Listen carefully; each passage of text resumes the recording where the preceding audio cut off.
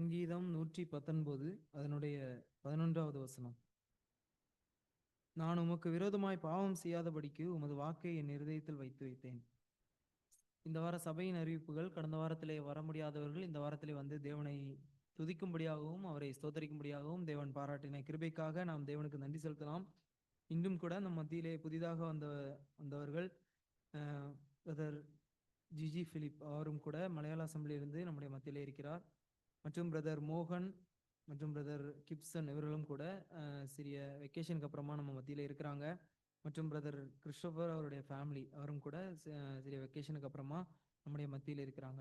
இவர்கள் யாவரையும் ஆண்டவராக இயேசு கிறிஸ்துவின் நாமத்தினாலும் தமிழ் பிரதரன் சபையின் சார்பாக நாங்கள் வாழ்த்தி வரவேற்கிறோம்.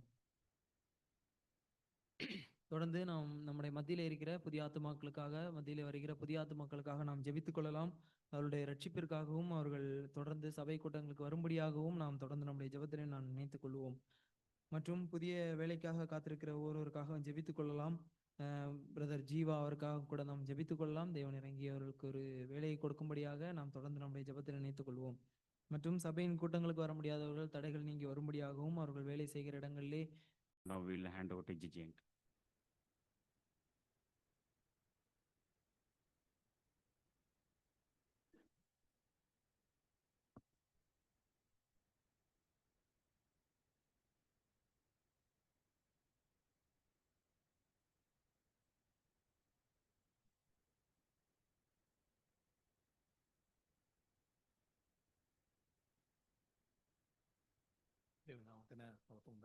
தேவனுடைய நாமம் மகிமைப்படுவதாக.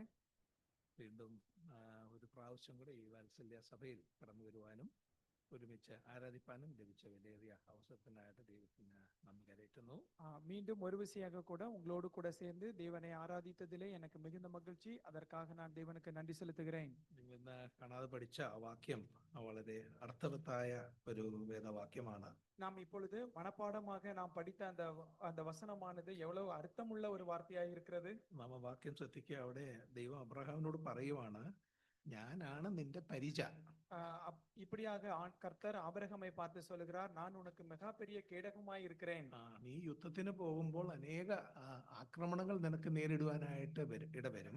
நீ இப்படியாக யுத்தத்திற்கு செல்லும் பொழுது அநேக விதமான எதிர்ப்புகள் உனக்கு வரும். നിന്റെ മാനുഷികമായ പരിചയങ്ങൾ കൊണ്ട് നിനക്ക് അതെല്ലാം തടുക്കുവാൻ ഒരിക്കലും കഴിയുകയില്ല. இப்படியாக மானுஷிகமாக உன்னுடைய மாம்ச பிரகாரமாக இவையெல்லாம் எதிர்கொள்ள உன்னால் முடியாது. എന്നാൽ ഞാൻ നിന്റെ പരിചയമാണ്. നിന്റെ നേരെ വരുന്ന എന്ത് പ്രശ്നങ്ങളും എന്ത് ആപത്തുകളും അതിനെ തടുക്കുവാൻ സ്വർഗ്ഗത്തിലെ ദൈവമായ എനിക്ക് കഴിയുമെന്ന് ദൈവം അബ്രഹാമിനോട് പറയുകയാണ്. இப்படியாக உனக்கு எதிராய் வரக்கூடிய எந்த விதமான ஆபத்துகளுக்கும் எந்த விதமான மோசமான காரியங்களுக்கும் உன்னால் செய்ய முடியாது, ஆனால் என்னால் அதற்கு கேடகமாக நின்று உனக்கு உதவி செய்ய முடியும் என்று சொல்லக்கூடிய வார்த்தையாய் இருக்கிறது. രണ്ടാമത് പറയുകയാണ്, ഞാനാണ് നിന്റെ അതിമഹത്തായ പ്രതിഫലവൻ.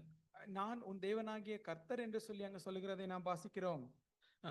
സോദോം രാജാവ് അബ്രഹാമിനോട് പറഞ്ഞു, സമ്പത്ത് നീ എടുത്തോളാനായിട്ട് പറഞ്ഞു. இப்படியாக நீ இந்த செழிப்பானவைகளை நீ எடுத்துக்கொள் என்று சொல்லி சொன்னார் ஆபிரகாம். എന്നാൽ അബ്രഹാം പറഞ്ഞു, നീ എന്നെ സമ്പന്നനാക്കി എന്ന് പറയാതിരിക്കാൻ എനിക്ക് നിന്റെ സമ്പത്ത് വേണ്ട എന്ന് പറഞ്ഞു. இப்படியாக நீ என்னை செல்வசீமான் என்று சொல்ல வேண்டாம், நீ அவைகளை எடுத்துக்கொள் என்று சொல்லி சொன்னார்.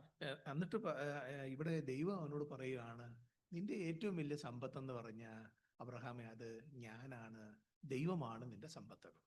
அபிரகாமே, உனக்கு மிகப்பெரிய சொத்து என்று சொல்லப்பட்டால் அது யார் என்று சொன்னால் அது நான் தான் உனக்கு என்று சொல்லி கர்த்தர் சொல்லுகிறதை நாம் பார்க்கிறோம். എത്ര മനോഹരമായ ഒരു ദൈവവാക്യമാണ്. അതിന്റെ അർത്ഥം എത്ര വിപുലമാണ് എന്ന് നമുക്ക് ചിന്തിക്കുവാൻ കഴിയും. எவ்வளவு ஒரு நல்ல ஒரு அழகான ஒரு வார்த்தையாய் இருக்கிறது, நமக்கு அது சிந்திக்க கூடியதாய் இருக்கிறது.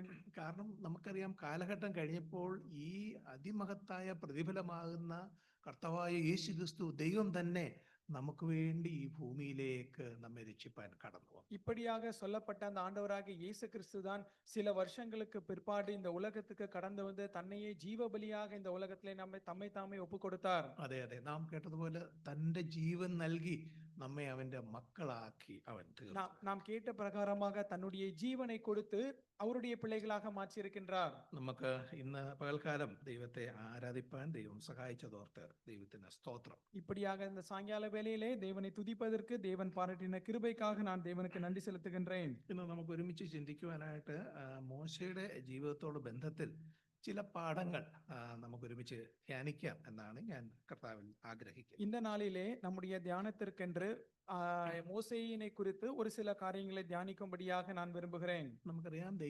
മോശയെ ദൈവത്തിന്റെ ശുശ്രൂഷയ്ക്കായിട്ട് വിളിച്ചു. இப்ப நமக்கு எல்லாருக்கும் தெரிந்திருக்கிற பிரகாரமாக மோசேவை தன்னுடைய திட்டத்திற்காக மோசேவை ஆண்டவர் அழைத்தார். ദൈവം ആ ശുശ്രൂഷയ്ക്കായിട്ട് മോശയെ വിളിക്കുന്നതിൽ കൂടെ വളരെ പ്രത്യേകമായ ചില പാഠങ്ങൾ നമുക്കും തരുന്നുണ്ട് എന്ന് കാണുവാനായിട്ട് കഴിയും. இப்படியாக மோசேயினுடைய அழைப்பை குறித்து நாம் பார்க்கும் பொழுது அதன் மூலமாக நீங்களும் நானும் அறிந்து கொள்ள வேண்டிய ஒரு சில பாடங்கள் அதிலே இருக்கின்றது. ഇന്ന് നമുക്ക് ഒരുമിച്ച് ആ കാര്യം ചിന്തിക്കാം. ആരാധന ബന്ധത്തിൽ പ്രിയ സഹോദരൻ മോശയുടെ ഭാഗം വായിക്കുകയുണ്ടായി. അതിനോടൊക്കെ കണക്ട് ചെയ്യുന്ന കാര്യങ്ങളാണ് നമുക്ക് ഒരുമിച്ച് ചിന്തിക്കുവാൻ ആഗ്രഹിക്കും. இப்படியாக நாம் ஆராதனை சிந்தனையிலே சகோதரர் இந்த மோசையை குறித்து சொன்னதான ஒரு காரியத்தை நாம் பார்த்தோம். அதோடு கூட சேர்ந்தபடியாகவே இந்த நாளுடைய சிந்தனைக்கான காரியங்களுக்கு நேராக நாம் கடந்து செல்லலாம். പ്രധാനമായിട്ടും പുറപ്പാട് പുസ്തകം 3-4 അധ്യായങ്ങളിൽ നിന്നായിരിക്കും നാം ധ്യാനിക്കുന്നത്. இந்த நாளிலே யாத்திராகமத்திலே 3-4 அதிகாரங்கள் இருந்தால் இன்றைய நாளிலே சிந்திக்க இருக்கின்றோம். അതിനു മുമ്പായിട്ട് നമുക്ക് 1-2 അധ്യായങ്ങളിൽ എന്താണ് സംഭവിച്ചത് എന്നൊന്ന് ചിന്തിക്കാം. அதற்கு முன்னதாக யாத்திராகமம் 1-2 நடந்த காரியங்களை நாம் பார்க்கலாம். നമുക്കറിയാം യാക്കോബിന്റെ സന്തതിയാകുന്ന ഇസ്രായേൽ മക്കൾ ക്ഷാമകാലത്ത് യോസേഫ് മന്ത്രിയായ മിസ്രൈം ദേശത്തേക്ക് അഭയം തേടി വന്നു എന്നുള്ളത് നമുക്കറിയാവുന്ന സംഭവമാണ്. இப்படியாக இந்த எகிப்து தேசத்திற்கு யோசேப்பினுடைய சகோதரர்கள் எல்லாம் உணவிற்காக யோசேப்பை தேடி அங்கு வந்து தஞ்சை புகுந்து அங்கே இருக்கிறதை நமக்கு நன்றாக தெரியும். യാക്കോബും അവിടെയൊക്കെ കടന്നു വന്നു. അവർ വളരെ സൗകര്യമായിട്ട് മിസ്രൈം ദേശത്തിലെ അനുഗ്രഹങ്ങൾ അനുഭവിച്ചുകൊണ്ട് അവിടെ ജീവിപ്പാനായിട്ട് ദൈവം അവർക്ക് അവസരം നൽകി. அவருடைய தகப்பனாய் இருக்கக்கூடிய யாக்கோபும் கூட அவர்களோடு கூட சேர்ந்து அங்கு இருக்கக்கூடிய இடங்களிலே வாழ்ந்ததாக நாம் பார்க்க முடியும். 1-ാം അധ്യായത്തിന്റെ 7-ാം വാക്യത്തിലേക്ക് വരുമ്പോൾ നാം അവിടെ കാണുകയാണ്, ഇസ്രായേൽ മക്കൾ സന്താന സമ്പന്നരായി അത്യന്തം വർദ്ധിച്ചു, പെരുകി ബലപ്പെട്ടു, ദേശം അവരെ കൊണ്ട് നിറഞ്ഞു എന്ന് കാണുകയാണ്. யாத்திராகமம் 1:7 இஸ்ரவேல் புத்திரர் மிகுதியும் பலுகியும் ஏராளமாய் பெருகி பலத்திருந்தார்கள், தேசம் அவர்களால் நிறைந்திருந்தது. ദൈവം ഇസ്രായേൽ മക്കളെ ഒരു വശത്ത് അനുഗ്രഹിക്കുമ്പോൾ തന്നെ ആ സാഹചര്യങ്ങൾക്ക് വളരെ വ്യത്യാസം വന്നു എന്നും നമുക്ക് അടുത്ത വാക്യങ്ങളിൽ കാണുവാനായിട്ട് കഴിയും. நாம் இப்படியாக இந்த இஸ்ரவேல் ஜனங்களை தேவன் ஆசீர்வதிக்கும் பொழுது அவர்கள் பலுகி பெருகி வேறு விதமாக வளருகிறதை நாம் பார்க்க முடியும். യോസഫിനെ അറിയാത്ത ഒരു പുതിയ രാജാവ്, ഒരു പുതിയ ഫറവോൻ മിസ്രൈമിൽ ഭരിക്കുവാനായിട്ട് ഇടയായി. இப்படியாக யோசேப்பை அறியாத ஒரு ராஜா அங்கு எகிப்து தேசத்திலே வருகிறதை நாம் பார்க்கிறோம். ആ രാജാവ് ഈ ഇസ്രായേൽ ജനതയെ പീഡിപ്പിക്കുവാനായിട്ട് തീരുമാനമെടുത്തു എന്ന് നാം കാണുകയാണ്. இப்படியாக அப்படி வந்த அந்த ராஜா இந்த இஸ்ரவேல் ஜனங்களை അടിமைப்படுത്തുம்படியாக கடந்து വന്നதை നാം பார்க்கலாம். 1-ാം അധ്യായത്തിന്റെ 13-ാം വാക്യത്തിൽ വരുമ്പോൾ നാം അവിടെ കാണുന്നത് മിസ്രൈമ്യർ ഇസ്രായേൽ മക്കളെ കൊണ്ട് കഠിന വേല ചെയ്യിച്ചു എന്നാണ്. அதனுடைய 1வது அதிகாரம் அதனுடைய 12வது வசனத்திலே, ஆனாலும் அவர்களை எவ்வளவு ஒடுக்கினார்களோ அவ்வளவாய் அவர்கள் பெருகினார்கள், ஆகையால் அவர்கள் இஸ்ரவேல் புத்திரரை குறித்து எரிச்சல் அடைந்தார்கள். ഞാൻ ചുരുക്കമായിട്ട് മാത്രമേ പറഞ്ഞു പോകുകയുള്ളൂ. നിങ്ങൾ ആ ഭാഗം വീട്ടിൽ പോയി വായിക്കണം. நான் மிக வேகமாக, எனக்கு நேரம் குறைவாய் இருப்பதனாலே வேகமாக சொல்லுகின்றேன். வீட்டிலே போய் நீங்கள் இந்த வசனங்களை வாசித்து பாருங்கள். അവരുടെ വേല കഠിനമാക്കിയെന്ന് മാത്രമല്ല ഫറവോൻ ചെയ്തത്. அந்த 13 அவர்களுடைய வேலையை கடிமைப்படுத்தினார்கள் என்று சொல்றது கூட. താഴോട്ട് വരുമ്പോൾ നാം കാണുകയാണ് 16-ാം വാക്യത്തിൽ ആണായിട്ട് ജനിക്കുന്ന എല്ലാ ഇസ്രായേൽ മക്കളെയും கொல்லுவானாயிட்டு ஃபரோன் கல்பனை கொடுத்து. தொடர்ச்சியாக நாம் வாசித்து வரும் பொழுது 16வது வசனத்திலே அந்த எகிப்திலே இஸ்ரவேல் ஜனத்திலே பிறக்கக்கூடிய ஆண் தலைச்சன் பிள்ளைகள் அங்கு கொல்லப்பட வேண்டும் என்கிற ஒரு சட்டத்தை நாம் பார்க்கிறோம். 22-ാം വാക്യത്തിൽ വരുമ്പോൾ ഫറവോൻ വളരെ കർശനമായ നിയമം കൊടുക്കുകയാണ്. ജനിക്കുന്ന ഏത് ആൺകുട്ടിയെയും നദിയിലിട്ട് കളയണം എന്നും ഏത് പെൺകുട്ടിയെയും ജീവനോടെ രക്ഷിക്കണമെന്നും താൻ കൽപ്പിച്ചു എന്ന് നാം കാണുകയാണ്. 1வது அதிகாரம் அதனுடைய 22வது வசனத்திலே, அப்பொழுது பார்வோன் பிறக்கும் ஆண் பிள்ளைகள் எல்லாம் நதியிலே போடவும் பெண் பிள்ளைகளை எல்லாம் உயிரோടെ வைக்கவும் தன் ஜனங்களை எல்லாரும் கட்டளையிட்டான். ഇങ്ങനെ ഒരു സാഹചര്യത്തിലാണ് മോശ ആ മിസ്രൈം ദേശത്ത് ജനിക്കുവാനായിട്ട് ഇടവരുന്നത്. இப்படிப்பட்ட கால சூழ்நிலையில் தான் இந்த மோசேயானவர் அந்த இஸ்ரவேல் தேசத்திலே அவர் பிறக்கின்றார். 2-ാം അധ്യായത്തിന്റെ 1-2 വാക്യങ്ങളിൽ നാം കാണുകയാണ്, ലേവി കുടുംബത്തിലെ ഒരു പുരുഷൻ പോയി ഒരു ലേവി കന്യകയെ പരിഗ്രഹിച്ചു, അവൾ ഗർഭം ധരിച്ചു ഒരു മകനെ പ്രസവിച്ചു എന്ന് നാം കാണും. யாத்திராகமம் 2-ாம் அதிகாரம் 1-2 வசனங்களிலே, லேவியின் குடும்பத்தாரில் ஒருவன் லேவியின் குமாரத்திகள் ஒருத்தியை விவாகம் பண்ணி அந்த ஸ்திரீ கர்ப்பவதியாகி ஒரு ஆண் பிள்ளையை பெற்று அது அழகுள்ளது என்று கண்டு அதை 3 മാസം ഒളിച്ചു வைத்தாள். നമുക്ക് തുടർന്നുള്ള സംഭവമൊക്കെ നമുക്ക് വളരെ പരിചയമുള്ളതാണ്. മോശയെ അവർ ഒളിച്ചു വെക്കുവാൻ നോക്കി, മോശയെ അവർ നദിയിലെറിഞ്ഞ് കൊന്നു കളഞ്ഞില്ല. അതിനുശേഷം നമുക്കറിയാം ഈ മോശ എന്ന കുഞ്ഞിനെ ഒരു പെട്ടകത്തിലാക്കി ആ നൈൽ നദിയിൽ കൊണ്ടാക്കുന്നു എന്നുള്ളത് തുടർന്നുള്ള വാക്യങ്ങളിൽ നമുക്ക് കാണുവാനായിട്ട് കഴിയും. தொடர்ந்துள்ள சம்பவங்களை எல்லாம் நமக்கு நன்றாக தெரிந்திருக்கிற ஒரு பகுதியாய் இருக்கிறது. மோசேயை அவர்கள் 3 மாதம் ஒளித்து வைத்து பெட்டகத்திற்குள்ளாக வைத்து நைல் நதியிலே கொல்வதற்கு பதிலாக அந்த பெட்டகத்திற்குள்ளாக வைத்தார்கள் என்று சொல்லி நமக்கு நன்றாக தெரியும். ചുരുക്കി പറഞ്ഞാൽ ഫറവോന്റെ മകൾ ആ നദിയിൽ കുളിക്കുവാനായിട്ട് വരുമ്പോൾ ഈ പൈതലിനെ കാണുകയും അവളോട് ആ പൈതലിനോട് കനിവ് തോന്നുകയും ഈ മോശയുടെ സഹോദരിയോട് പറഞ്ഞ് ഈ കുഞ്ഞിന് പാൽ കൊടുത്ത് വളർത്തുവാൻ ആ മോശയുടെ അമ്മയെ തന്നെ പരമേൽപ്പിക്കുകയും ചെയ്തു എന്ന അടുത്ത വാക്യങ്ങളൊക്കെ നാം വായിക്കുമ്പോൾ നമുക്ക് കാണുവാനായിട്ട് കഴിയും. இப்படியாக பார்வோனுடைய குமாரத்தி அந்த நைல் நதியிலே குளிப்பதற்காக வரும் பொழுது சரியான நேரத்தில் அந்த மோசையினுடைய பெட்டியில் வைக்கப்பட்ட மோசையை பார்க்கவும் அதை எடுத்து அது அழகுள்ளதாக இருக்கிறது, இது எபிரேய குழந்தையாய் இருக்கிறது என்று சொல்லி அவளுடைய அந்த மோசை குழந்தையாய் இருக்கக்கூடிய அக்காவை அழைத்து இந்த மோசை இந்த குழந்தைக்கு பால் கொடுப்பதற்கு ஒரு தாயை ஏற்படுத்தி அப்படியாக இந்த மோசையானவர் இங்கிருந்து அரண்மனைக்கு கொண்டு செல்லப்படுகிறதை நமக்கு நன்றாக தெரியும். ദൈവത്തിന്റെ കാര്യപരിപാടി എത്ര മനോഹരമാണ്. സ്വന്തം അമ്മ കുഞ്ഞിന് പാല് കൊടുക്കുന്നതിന് അമ്മയ്ക്ക് ദൈവം ശമ്പളം കൊടുത്ത് മോശ എന്ന കുഞ്ഞിനെ ദൈവം വളർത്തുവാനായിട്ട് ഇടവന്നു. இப்படியாக நாம் நம்முடைய தேவன் எப்படி விசேஷித்தமானவர் என்று சொல்லி பார்க்க முடிகின்றது.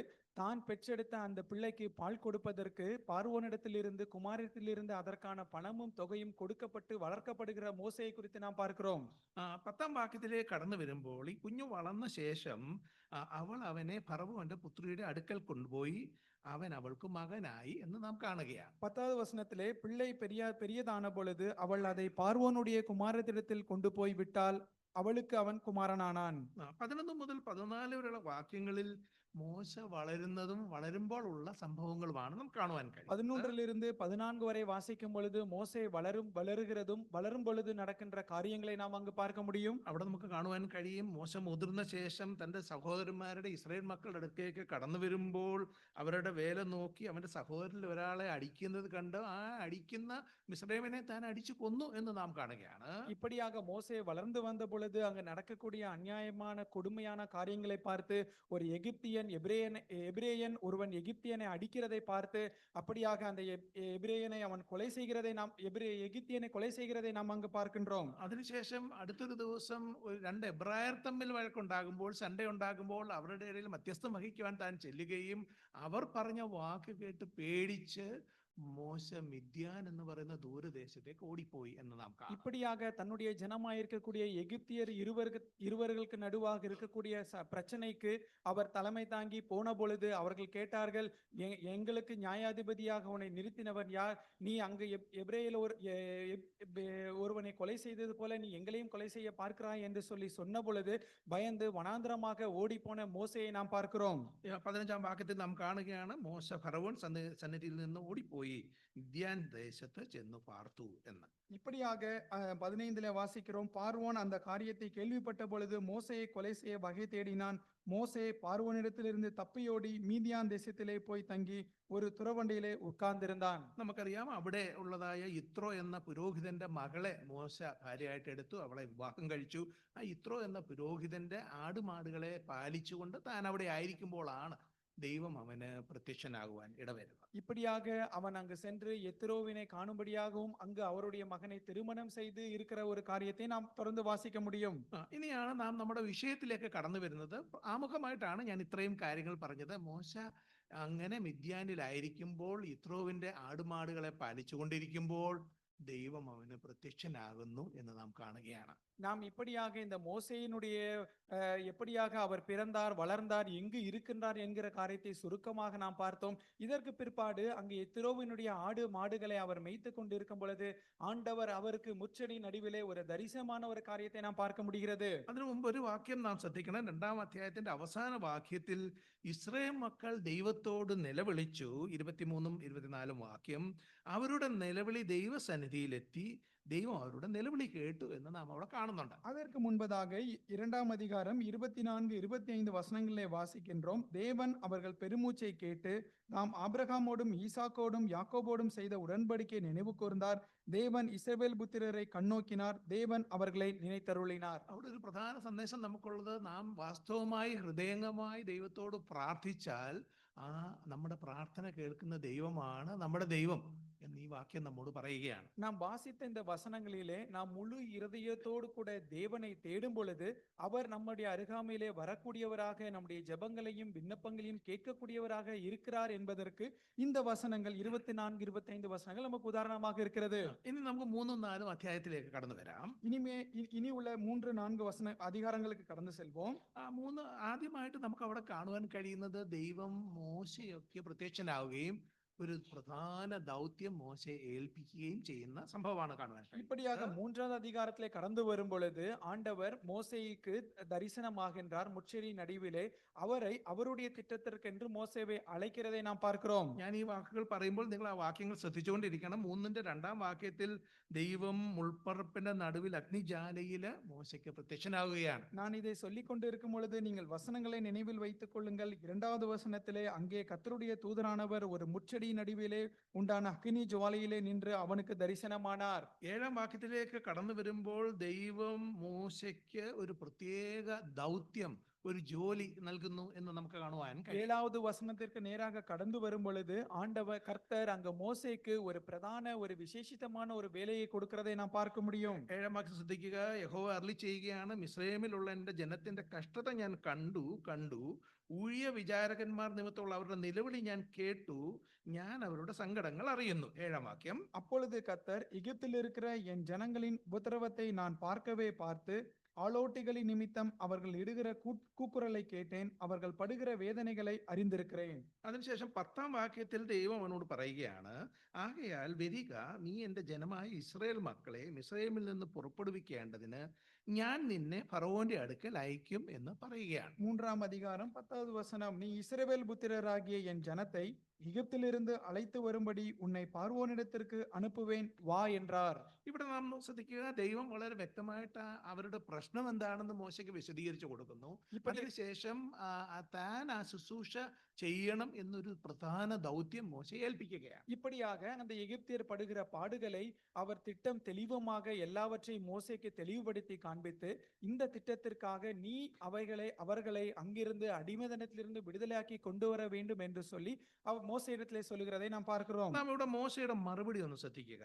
ஆனால் மோசேயினுடைய பதிலை நாம் இங்கு பார்க்கிறோம். നമ്മോട് ദൈവം ഇങ്ങനെ ഒരു കാര്യം പറഞ്ഞാൽ നാം എങ്ങനെ പ്രതികരിക്കും എന്നുള്ള ചിന്തയോടുകൂടി മോശയുടെ മറുപടി നമുക്കൊന്ന് ശ്രദ്ധിക്കാം. இப்படியாக ஒருவேளை ஆண்டவர் நம்மிடத்திலே இப்படிப்பட்ட ஒரு காரியத்தை கொடுப்பார் என்று சொன்னால் நம்முடைய பதில் எப்படியாக இருக்கும் என்று சொல்லி மோசேயினுடைய பதிலோடு கூட சேர்ந்து சிந்தித்து பாருங்கள். മോശയുടെ ആദ്യ പ്രതികരണം 11ാം വാക്യത്തിലാണ്. മോശ പറയുകയാണ്, ഞാൻ എന്തു മാത്രമുള്ളൂ. മോശ ദൈവത്തോട് ഫറവോന്റെ അടുക്കൽ പോകുവാനും ഇസ്രായേൽ മക്കളെ പുറപ്പെടുവിക്കുവാനും ഞാൻ എന്തു മാത്രമുള്ളൂ എന്ന് ദൈവത്തോട് ആദ്യം മോശ പറയുകയാണ്. இப்படியாக கர்த்தருடைய வார்த்தையை கேட்ட மோசே முதலாவதாக ஆண்டவரை பார்த்து சொல்லுகிற வார்த்தை, அப்பொழுது மோசே தேவனை நோக்கி, பார்வோனிடத்திற்கு போகவும் இஸ்ரவேல் புத்திரரை எகிப்திலிருந்து அழைத்து வரவும் நான் எம்மாத்திரம் என்றான். ഒന്നാമത്തെ ചോദ്യമാണ് ദൈവത്തോട് ചോദിക്കുന്നത്. അതിനുള്ള മറുപടി ദൈവം പറഞ്ഞു. அவர் முதலாவது ஒரு கேள்வி ஆண்டவரிடத்திலே கேட்கின்றார். அதற்கான பதிலை ஆண்டவர் கொடுத்தார். ദൈവം അവിടെ തനിക്കൊരു 3 അടയാളങ്ങൾ പറയുന്നു എന്ന് പിന്നീട് നമുക്ക് കാണുവാൻ കഴിയും. ഞാൻ അതിലേക്ക് വരാം. അതിനുശേഷം മോശ ചോദിക്കുന്ന രണ്ടാമത്തെ ചോദ്യം 13ാം വാക്യത്തിൽ നാം കാണുകയാണ്. அதற்கு பிற்பாடு 3 விதமான விசேஷித்த அற்புத காரியங்களை மோசேக்கு கொடுத்து அடுத்ததாக ஆண்டவரிடத்திலே அவர் கேட்கின்ற இரண்டாவது கேள்விக்கு நேராக நாம் கடந்து வருவோம். ചോദ്യം ശ്രദ്ധിക്കുക. അവിടെ പറയുകയാണ്, നിങ്ങളുടെ പിതാക്കന്മാരുടെ ദൈവം എന്നെ നിങ്ങളുടെ അടുക്കൽ അയച്ചിരിക്കുന്നു എന്ന് പറയുമ്പോൾ അവന്റെ നാമം എന്തെന്ന് എന്നോട് ചോദിച്ചാൽ ഞാൻ അവരോട് എന്ത് പറയണം? ഇസ്രായേൽ മക്കൾ എന്നോട് ചോദ്യം ചോദിച്ചാൽ ഞാൻ അവർക്ക് എന്ത് മറുപടി പറയണമെന്ന് മോശ ദൈവത്തോട് ചോദിക്കുകയാണ്. இப்படியாக மோசே கேட்கின்றார், இந்த இஸ்ரவேல் ஜனங்களிடத்திலே நான் போய் இந்த காரியங்களை சொல்லுவேன் என்று சொன்னால் அவர்கள் எல்லாம் உன்னை அழைத்தது யார் என்று சொல்லி என்னிடத்திலே கேள்வி கேட்டால் அவர்களுக்கு நான் என்ன பதில் சொல்லுவேன் என்று சொல்லி சொன்னார். വീണ്ടും 4ാം അധ്യായം 1ാം വാക്യത്തിൽ അടുത്ത മോശയുടെ ചോദ്യം പറയുകയാണ്. 1ാം വാക്യം, 4ാം അധ്യായം 1ാം വാക്യം, 4வது அதிகாரத்தினுடைய முதல் வசனத்திலே அடுத்த ஒரு கேள்வியை நாம் பார்க்கின்றோம். അതിന് മോശ, അവർ എന്നെ വിശ്വസിക്കാതെയും എന്റെ വാക്ക് കേൾക്കാതെയും യഹോവ നിനക്ക് പ്രത്യക്ഷനായിട്ടില്ല എന്ന് ഉത്തരം പറയുമെന്ന് പറഞ്ഞു. இப்படியாக 4 அப்பொழுது மோசே, அவர்களை என்னை நம்ப மாட்டார்கள், என் வாக்குக்கு செவி கொடார்கள், கர்த்தர் உனக்கு தரிசனமாகவில்லை என்று சொல்வார்கள் என்றார். നാം ഇവിടെ ശ്രദ്ധിക്കുക, മോശയോട് ദൈവം ഒരു പ്രധാന ദൗത്യം ഏൽപ്പിച്ചെങ്കിലും മോശ 3 പ്രാവശ്യവും ഒഴിവ് കഴിവുകൾ ആ ശുശ്രൂഷയുള്ള ബന്ധത്തിൽ പറയുന്നുവെന്ന് നമുക്ക് ശ്രദ്ധിക്കുവാൻ കഴിയും. இப்படியாக கர்த்தர் மோசேயிடத்திலே ஒரு மிகப்பெரிய தோட்டத்தை மிகப்பெரிய ஒரு திட்டத்தை கொடுத்து அவர் மூலமாக ஒரு காரியத்தை செய்ய சொல்லும் பொழுது, ஆனால் மோசே அதற்கான அநேக காரியங்களை சொல்லி அதை விட்டு வழிவிலக பார்க்கிறதை நாம் பார்க்கின்றோம். പലപ്പോഴും ദൈവം നമ്മളോട് ഒരു ശുശ്രൂഷ ചെയ്യുവാനായിട്ട് പറയുമ്പോൾ, ദൈവത്തിനായിട്ട് ചില കാര്യങ്ങൾ നാം പ്രവർത്തിക്കുവാൻ ദൈവം നമ്മോട് ആവശ്യപ്പെടുമ്പോൾ, ദൈവമക്കളായ നാം പലപ്പോഴും വളരെ ന്യായങ്ങൾ പറഞ്ഞ്, ഒഴിവഴികൾ പറഞ്ഞ് അതിൽ നിന്ന് ഒഴിവാകുവാൻ ശ്രമിക്കുന്നു എന്നുള്ളത് വളരെ ദുഃഖകരമായ ഒരു വസ്തുതയാണ്. அதே போலவே நம்மிடத்திலும் ஆண்டவர் அவருடைய திட்டத்தையும் அவருக்கு செய்ய வேண்டிய ஒரு சில காரியங்களை நம்மிடத்திலே சொல்லும் பொழுது, நாம் அநேக விதமான நியாயமான காரியங்களை சொல்லி அந்த திட்டத்திலிருந்து வெளிவர கூடுமானவரை முயற்சிக்கிறவர்களாக நாம் காணப்படுகின்றோம். 3 ന്യായം മോശ പറഞ്ഞപ്പോൾ ദൈവം 3 അത്ഭുതം മോശയ്ക്ക് കാണിച്ചു കൊടുത്തു. இப்படியாக 3 நியாயமான காரியங்களை மோசே சொன்ன பொழுது 3 அற்புதமான காரியங்களை கர்த்தர் மோசேக்கு சொன்னார். 4ന്റെ 2ഉം 3ഉം വാക്യങ്ങളിൽ മോശയോട് ദൈവം പറഞ്ഞു, നീ നിന്റെ വടി നിലത്തിടാൻ പറഞ്ഞു, വടി സർപ്പമായി തീർന്നു. നീ അതിന്റെ വാലിൽ പിടിക്കാൻ പറഞ്ഞു, വാലിൽ പിടിച്ചപ്പോൾ സർപ്പം വീണ്ടും വടിയായി തീർന്നു. இப்படியாக 4வது அதிகாரத்தின் 2-3 வசனங்களிலே உன்னுடைய கையில் இருக்கக்கூடிய கோலை நீ தரையிலே போடு என்று சொன்னால் அது பாம்பாய் மாறிற்று. அந்த பாம்பினுடைய வாலை பிடி என்று சொன்ன பொழுது அது மீண்டுமாக அது தடியாக ஒரு கொம்பாக கடந்து வந்தது. അതിനുശേഷം 6ാം വാക്യത്തിൽ അടുത്ത അത്ഭുതം പറയുകയാണ്, നീ നിന്റെ കൈ മാർവിടത്തിലിടുക എന്ന് കൽപ്പിച്ചു. കൈ മാർവിടത്തിലിട്ടു, പുറത്തെടുത്തപ്പോൾ ഹിമം പോലെ വെളുത്തതായി തീർന്നു. നിന്റെ കൈ വീണ്ടും മാർവിടത്തിലിടുക എന്ന് കൽപ്പിച്ചു. അവൻ വീണ്ടും മാർവിടത്തിലിട്ട് പുറത്തെടുത്തപ്പോൾ അത് വീണ്ടും പഴയതുപോലെ ആയി തീർന്നു. அடுத்த ஒரு அற்புதம் எதுவாக இருந்தது என்று சொன்னால், மோசேயை உன்னுடைய கையை மடியிலே போடு என்று சொன்னார். அவன் மடியிலே போட்டு எடுத்து பார்த்த பொழுது அவனுடைய கையானது வெண்குஷ்டம் பிடித்தவன் போல் இருந்தது. மீண்டுமாக அவர் உன்னுடைய மடியிலே போடு உன்னுடைய கையை என்று சொன்ன பொழுது அவர் மீண்டுமாக மடியிலிருந்து எடுத்து போட்டு மறுபடியும் அவருடைய கையை எடுத்து பார்க்கும் பொழுது அது நல்ல ஒரு கைகளாக பழைய விதமான கையாக இருந்தது. ഈ 2 അടയാളങ്ങൾ നീ അവരെ കാണിക്കണം. അവർ വിശ്വസിച്ചില്ല എങ്കിൽ നീ 3ാമതൊരു അടയാളം കാണിക്കണം. നീ നദിയിലെ വെള്ളം കോരി ഉണങ്ങിയ നിലത്ത് ഒഴിക്കണം. നദിയിലെ കോരിയ വെള്ളം ഉണങ്ങിയ നിലത്ത് രക്തമായി തീരും എന്ന് 3ാമതൊരു അടയാളം കൂടെ மோசைக்கு தெய்வம் നൽകുന്നു എന്ന് നാം കാണുവാൻ കഴിയും. இப்படியாக 2 விதமான அற்புதங்களை ஆண்டவர் அவர்களுக்கு காண்பித்து, நீ இதையெல்லாம் போய் சொல்லு. ஒருவேளை அவர்கள் நம்பவில்லை என்று சொன்னால் 3ஆவதாக நீ அந்த நதியை பார்த்து அடிக்கும் பொழுது அது ரத்தமாய் மாறும். அதில் இருக்கக்கூடிய தண்ணீரை எடுத்து ஊற்றும் பொழுது அது ரத்தமாக மாறும் என்று சொல்லி அவர்களுக்கு இப்படிப்பட்ட ஒரு அடையாளத்தையுமாக அவங்க மோசேக்கு காண்பிக்கிறதை நாம் பார்க்கிறோம். എന്നാൽ ഇത്രയും കാര്യം ദൈവം പറഞ്ഞിട്ടും മോശ യെസ് എന്ന് പറയുന്നതിന് പകരം 4ാമത് ഒരു ന്യായം കൂടെ പറയുന്നുവെന്ന് 10ാം വാക്യത്തിൽ നാം കാണുക. இப்படியாக 3 விதமான அடையாளங்களை ஆண்டவர் கொடுத்ததற்கு பிற்பாடும் 4ஆவதாக ஆண்டவரிடத்திலே மீண்டுமாக அவர் கேள்விகளை கேட்டுக்கொண்டிருக்கிறதை நாம் பார்க்கிறோம். എന്താണ് ആ വാക്യം? 4ാമത് ഏതെങ്കിലും ഒരു സഹോദരൻ അത് വായിക്കാം. 4ാം അധ്യായത്തിന്റെ 10ാം വാക്യം. 4வது அதிகாரம் அதனுடைய 10. அப்பொழுது மோசே கர்த்தரை நோக்கி, ஆண்டவரே, இதற்கு முன்னாவது தேவரீர் உமது அடியேனோடு பேசினதற்கு பின்னாவது நான் வாக்கு வல்லவன் அல்ல, நான் திக்குவாயும் மந்தனாவும் உள்ளவன் என்றான். ദൈവത്തോട് മോശ പറയുവാണ്, ദൈവമേ, എനിക്ക് ഇവരോടൊന്നും സംസാരിക്കാനുള്ള കഴിവില്ല. എനിക്ക് നാവ് തടിച്ചവനാണ്, ഞാൻ വിക്കുള്ളവനാണ്, എനിക്ക് ഇങ്ങനെയുള്ള ശുശ്രൂഷ ചെയ്യാൻ കഴിയത്തില്ല എന്ന് ദൈവത്തോട് മോശ പറയുന്നത് നാം കാണും. இப்படியாக மோசே கர்த்தரை நோக்கி 4வது முறையாக இப்படி சொல்லுகின்றார், ஆண்டவரே, கர்த்தரே, நான் அவர்கள் அந்த இஸ்ரவேல் ஜனங்களிடத்திலே என்னால் பேச முடியாது, நான் திக்குவாயும் மந்தனாவும் உள்ளவன் என்று சொல்லுகிறதை நாம் பார்க்கிறோம். പ്രിയപ്പെട്ടവരെ, നാമും ന്യായമായിട്ട് ചിന്തിക്കാം. ദൈവം മോശയോട് ഒരു ശുശ്രൂഷ ചെയ്യുവാൻ പറഞ്ഞു. അവിടെ ഫറവോന്റെ കൊട്ടാരത്തിൽ പോയി സംസാരിക്കണം, ഇസ്രായേൽ മക്കളോട് സംസാരിക്കണം, ഈ ജനത്തെ നടത്തണം, വളരെ കാര്യങ്ങൾ സംസാരിക്കുവാൻ ആവശ്യമുണ്ട്. വിക്കുള്ള ഒരു മനുഷ്യനെ കൊണ്ട് എങ്ങനെ ഈ ശുശ്രൂഷ ചെയ്യുവാൻ പറ്റും? വളരെ സ്വാഭാവികമായിട്ട് നാം ചിന്തിക്കുവാൻ സാധ്യത. இப்படியாக மோசே நியாயமாக நான் திக்குவாயும் மந்தனாவும் உள்ளவனாய் இருக்கின்றேனே, இந்த இஸ்ரவேல் ஜனங்களிடத்திலே நீர் சொன்ன காரியத்தை சொல்லி அவர்களை அங்கிருந்து அழைத்து கொண்டு நீர் அவர்களுக்கு வாக்குத்தத்தம் பண்ணின இடத்திற்கு நான் எப்படி கொண்டு போவேன் என்று சொல்லி நியாயமான காரியங்களை அவன் சொல்லி கொண்டிருந்தான். പ്രിയപ്പെട്ടവരെ, ഇവിടെയാണ് നമ്മുടെ 1ാമത്തെ പാഠം നമുക്ക് കാണുവാനായിട്ട് കഴിയുന്നത്. ഇന്ന് നാം പഠിക്കാൻ പോകുന്ന 1ാമത്തെ ലെസൺ, ദൈവിക ശുശ്രൂഷ ചെയ്യുവാൻ നമ്മുടെ ഭൗമിക പോരായ്മകൾ ഒരിക്കലും തടസ്സമല്ല. இப்படியாக நாம் இந்த இடத்திலே தான் ஒரு பாடத்தை நாம் கற்றுக்கொள்ள இருக்கின்றோம். அது 1வது பாடமாய் இருக்கிறது. தேவன் அவருடைய திட்டத்தை நம்முடைய வாழ்க்கையிலே, அவருடைய நோக்கத்தை நம்மை கொண்டு செய்வதற்கு நமக்கு ശരീരமான பிரச்சனையான காரியங்கள் ஒரு தடை இல்லை என்று சொல்லி நாம் பார்க்கின்றோம். ദൈവിക ശുശ്രൂഷ ചെയ്യുവാൻ നമ്മുടെ ശരീരത്തിലുള്ള ഒരു കുറവ്, ഒരു പോരായ്മ, അതൊരിക്കലും ഒരു തടസ്സമല്ല. நம்முடைய தேவனுடைய திட்டத்தை செயல்படுத்துவதற்கு நமக்கு சரீர குறைபாடு அது ஒரு தடையாக இல்லை என்று சொல்லி அறிந்து அறிந்து கொள்கின்றோம். ദൈവിക ശുശ്രൂഷകൾ ചെയ്യുവാൻ നമുക്കുള്ള സൗകര്യ കുറവുകൾ അതൊരിക്കലും തടസ്സമല്ല. தேவனுடைய திட்டத்தை, தேவனுடைய வேலையை செய்வதற்கு நம்முடைய பணமானது பிரச்சனையாக ஒரு நாளும் இருக்க போவதில்லை. ദൈവിക ശുശ്രൂഷകൾ ചെയ്യുവാൻ നമ്മുടെ സാഹചര്യങ്ങൾ അതൊരിക്കലും നമുക്ക് തടസ്സമാകത്തില്ല. தேவனுடைய சித்தத்தை, தேவனுடைய திட்டத்தை செய்வதற்கு நம்முடைய சூழ்நிலையை ஒரு நாளும் தடையாக இருக்க போவதில்லை. ഒരു കർത്തൃദാസൻ പറഞ്ഞതുപോലെ ദൈവത്തെ പൂർണ്ണമായിട്ട് വിശ്വസിച്ച് ദൈവത്തിന്റെ കരങ്ങളിലേക്ക് നാം ആ വിശ്വാസത്തോടെ ചാടി വീഴുന്ന ആ വിശ്വാസത്തിൽ നമ്മെ നടത്തുവാൻ ദൈവം ഏറ്റവും ശക്തനാണ് എന്ന് നാം വിശ്വസിക്കാൻ ആവശ്യം. இப்படியாக தேவன் நமக்கென்று வைத்திருக்கிற அந்த திட்டத்திலே நாம் எவ்வளவு குறைவுள்ளவர்களாக இருந்தாலும் விசுவாசத்தோடு கூட அவர் சொல்லுகின்ற அந்த காரியத்திற்கு அப்படியே நம்மை நாமே ஒப்பு கொடுத்து கீழ்ப்படியும் பொழுது நம்மால் தேவனுடைய திட்டத்தை நிறைவேற்ற முடியும். നാം 11-12 വാക്യം വായിക്കുക. ദൈവം മോശയ്ക്ക് കൊടുക്കുന്ന മറുപടിയാണ് അവിടെ കാണുന്നത്. 4:11-12 மோசே அங்கு கர்த்தர் கொடுக்கிற பதிலை நாம் பார்க்கின்றோம். அப்பொழுது கர்த்தர் அவனை நோக்கி, மனுஷனுக்கு வாயை உண்டாக்கினவர் யார்? ஊமையானையும் செவினையும் பார்வையுள்ளவனையும் குருடனையும் உண்டாக்கினவர் யார்? கர்த்தராகிய நான் அல்லவா? ஆதலால் நீ போ, நான் உன் வாயோടെ இருந்து நீ பேச வேண்டியதை உனக்கு போதிப்பேன் என்றார். നാം ഇവിടെ ശ്രദ്ധിക്കുക. ദൈവം അവനോട് കൃത്യമായിട്ട് പറയുകയാണ്, നീ ചെല്ലുക, ഞാൻ നിന്റെ വായോടുകൂടി ഇരുന്ന് നീ സംസാരിക്കേണ്ടത് നിനക്ക് ഉപദേശിച്ചു തരും. அங்கு ஆண்டவர் தெளிவாக சொல்லுகின்றார், நீ தைரியமாக செல், நீ பேச வேண்டிய வார்த்தை உன்னோடு கூட வாயாக இருந்து நான் அதை வெளிப்படுத்துவேன் என்று சொல்லி. അപ്പോൾ പിന്നെയും മോശ ഒഴിവൊഴിവ് പറയുകയാണ്. ஆனால் அதற்கு பிற்பாடு மோசே அநேக காரியங்களை சொல்லி அவன் பின்வாங்குகிறதை நாம் பார்க்கிறோம். പിന്നെ മോശ പറയുകയാണ് 11-ാം വാക്യത്തിൽ, എന്നാൽ അവൻ കർത്താവേ നിനക്ക് ബോധിച്ച മറ്റാരേലും അയക്കണമേ എന്ന് മോശ പറയുകയാണ്. இப்படியாக ஆண்டவரே இந்த திட்டங்களை எல்லாம் சொல்லி எனக்கு பதிலாக நீர் வேறு யாராவது அனுப்பலாமே என்று சொல்லி ஆண்டவரிடத்திலே சொல்லுகிறதை பார்க்கிறோம். നമുക്കപ്പോൾ ദൈവത്തിന് തുടർന്നുള്ള കാര്യം എന്താണ് സംഭവിക്കുന്നത്? 14 മുതൽ 16 വരെയുള്ള വാക്യങ്ങൾ നമുക്കൊന്ന് വായിച്ചു കേൾക്കാം. அதற்கு பிற்பாடு நடந்த காரியங்கள் 14 16 வரை. വളരെ ശ്രദ്ധിച്ച ആ വാക്യങ്ങൾ നിങ്ങൾ കേൾക്കണം. மிக கவனமாக அந்த வசனங்களை வாசியுங்கள். அப்பொழுது கர்த்தர் மோசேயின் மேல் கோபம் உண்டவராகி, லேவியனாகிய ஆரோன் உன் சகோதரன் அல்லவா? அவன் நன்றாய் பேசுகிறான் என்று அறிவேன். அவன் உன்னை சந்திக்க புறப்பட்டு வருகிறான். உன்னையும் காணும் பொழுது அவன் இருதயம் மகிழும். நீ அவனோட பேசி அவன் வாயிலே வார்த்தைகளை போடு. நான் உன் வாயிலும் உன் வார்த்தையிலும் இருந்து நீங்கள் செய்ய வேண்டியதை உங்களுக்கு உணர்த்துவேன். அவன் உனக்கு பதிலாய் ஜனங்களோட கூட பேசுவான்.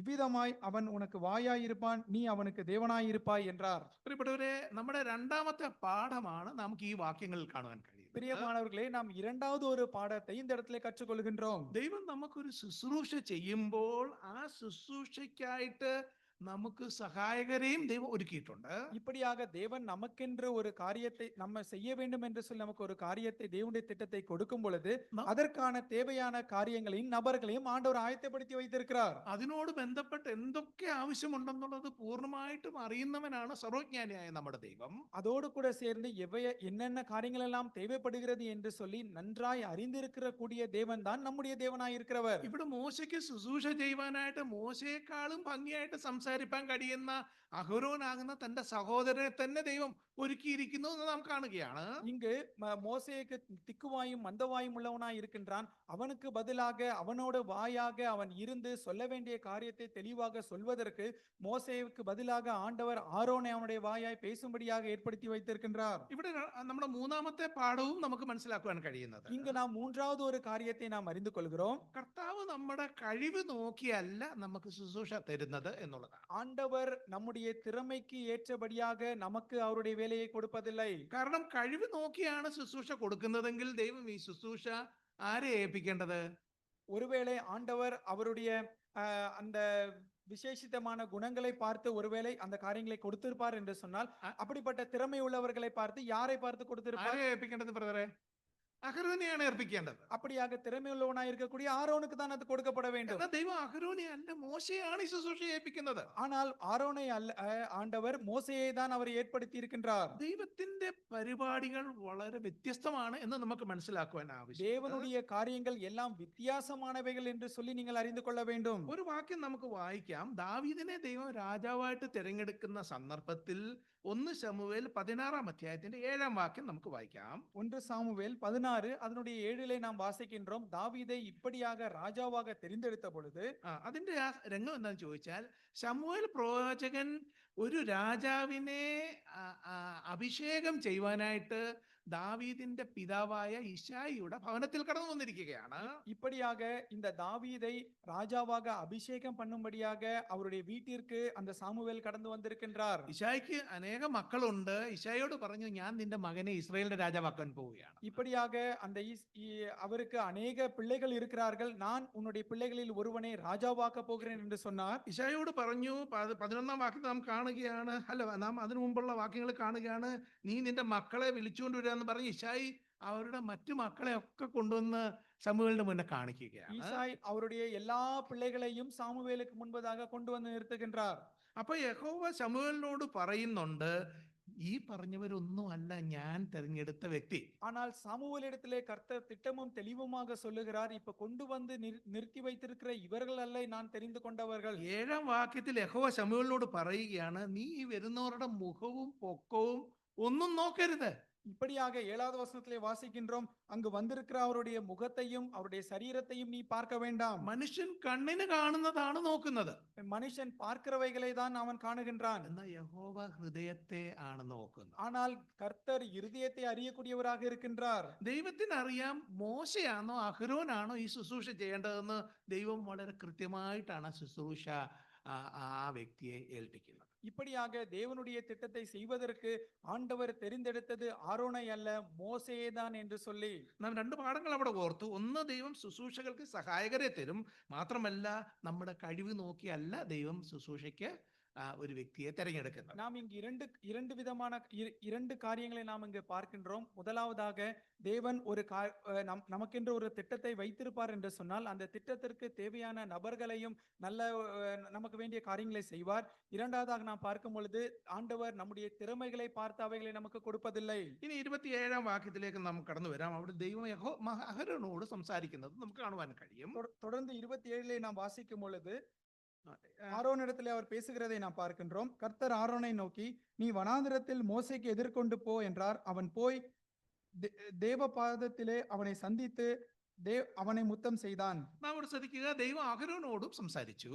நாம் அங்கு பார்க்கின்றோம், ஆரோனிடத்திலே கர்த்தர் பேசினார். ദൈവം മോശയോട് സംസാരിച്ചത് നാം ആദ്യം കണ്ടു. முதலாவதாக மோசேயோடு கூட பேசினார் என்று கேட்டோம். ഇവിടെ ദൈവം അഹരോനോട് സംസാരിക്കുകയാണ്. இங்கு ஆரோனோடு கூட பேசுகின்றார். ഇവിടെ നാം നമ്മുടെ അടുത്ത പാഠത്തിലേക്ക് കടന്നു വരികയാണ്. ആ പാഠം എന്താണെന്ന് ചോദിച്ചാൽ, நாம் அடுத்த பாடத்திற்கு நேராக கடந்து வருகிறோம். அதனுடைய பாடம் என்ன? ദൈവം 2 വ്യക്തികളോടും സംസാരിക്കുന്നത് 2 വ്യത്യസ്ത കാര്യങ്ങളാണ്. தேவன் கர்த்தர் அந்த 2 பேரிடத்திலே பேசுகிற காரியம் இரண்டும் வித்தியாசமானவைகள். എന്നാൽ ഒരേ ഉദ്ദേശത്തിനായിട്ടാണ് ദൈവം ഈ 2 പേരെയും ഉപയോഗിക്കുന്നത്. ஆனால் ஒரே திட்டத்திற்கு ஒரே நோக்கத்திற்காக தான் 2 பேரையும் அவர் பயன்படுத்துகின்றார். കാരണം വ്യക്തികളല്ല അവിടെ പ്രധാനം, അവർ ചെയ്യുന്ന ശുശ്രൂഷയും അതിൽ കൂടുള്ള ദൈവ മഹത്വമാണ് ഏറ്റവും പ്രധാനമായിട്ടിരിക്കുന്നത്. அங்கு நபர்கள் என்பது முக்கியமல்ல, அவர்கள் செய்கின்ற காரியங்கள் தான் மிக முக்கியமுள்ளதாக இருக்கிறது.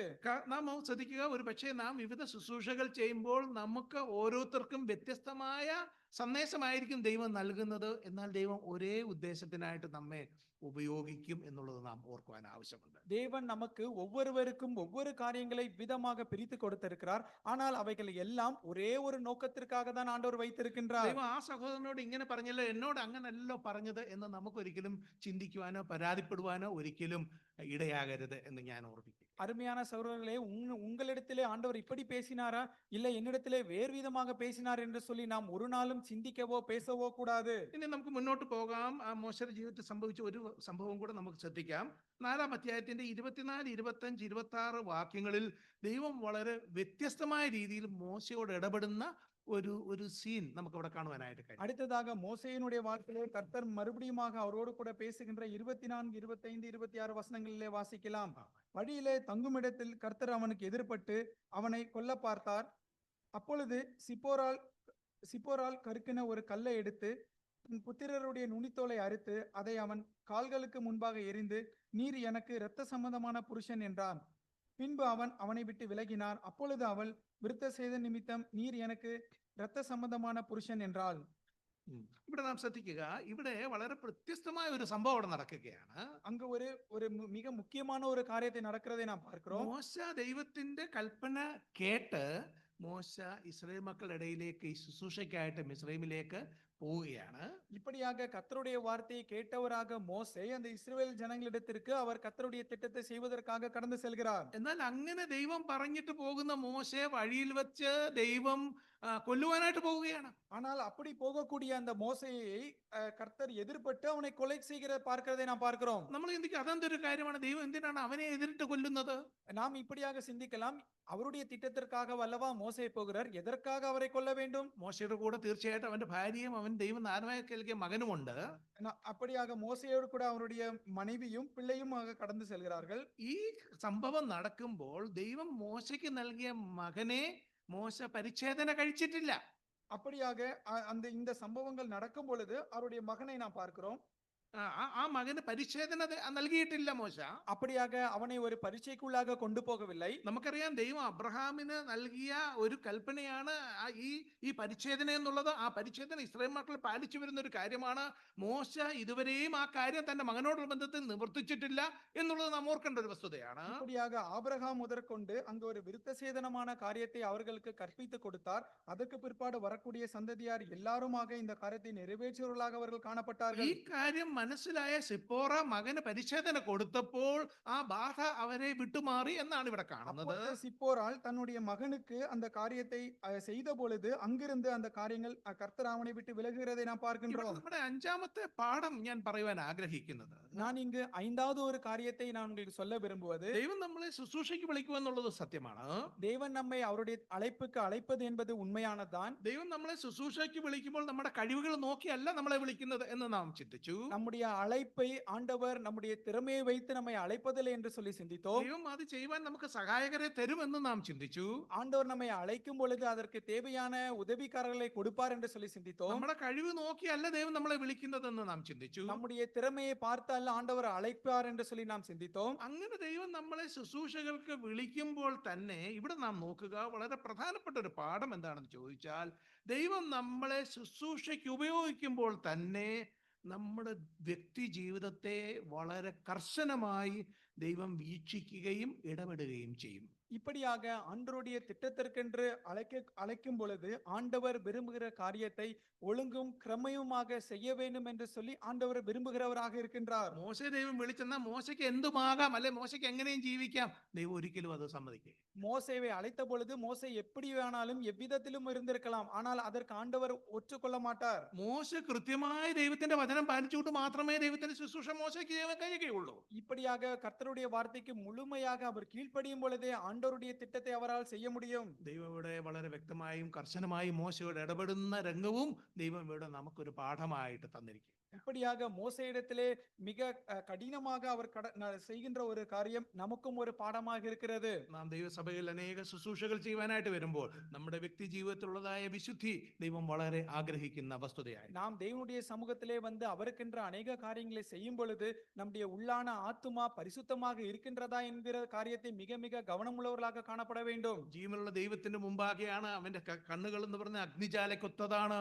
ആ ദൈവത്തിന്റെ മുമ്പാകെ ഏറ്റവും വിശുദ്ധമായ ജീവിതം കഴിച്ചുകൊണ്ട് ദൈവത്തിന് ശുശ്രൂഷകൾ ചെയ്യുവാനാണ് ദൈവം നമ്മെ പറ്റി ആഗ്രഹിക്കുന്നത്. இப்படியாக நாம் தெளிவாக சொல்ல வேண்டும் என்று சொன்னால், அக்கினி ஜுவாலை உள்ள கண்கள் இருக்கக்கூடிய ஆண்டவரிடத்திலே அவருடைய சமூகத்திலே வந்து அவருடைய வேலை செய்யும்படியாக நாம் கடந்து வந்திருக்கின்றோம். ഇനി ഒരു കാര്യം കൂടെ പറഞ്ഞ് നമുക്ക് ഈ സന്ദേശം ഇവിടെ അവസാനിപ്പിക്കാം.